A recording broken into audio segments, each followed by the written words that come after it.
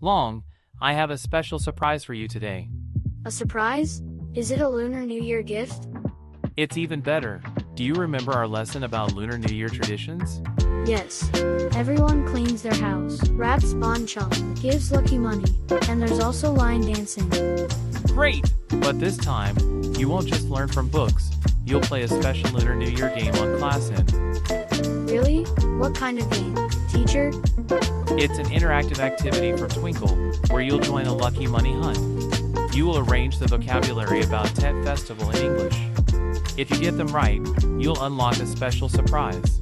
Wow. Before, when I studied at home, I only had textbooks. But now I can practice English while playing games. That's right. And next week, I have a special New Year lesson for the whole class. I'll teach you how to write New Year resolutions in English and create a digital New Year card using Twinkle's resources. That sounds amazing. I'll complete today's challenge quickly so I can see what the surprise is. Thank you, teacher. I know you'll do great. Wishing you a wonderful New Year full of good luck. Happy New Year, teacher. I'm off to hunt for my lucky money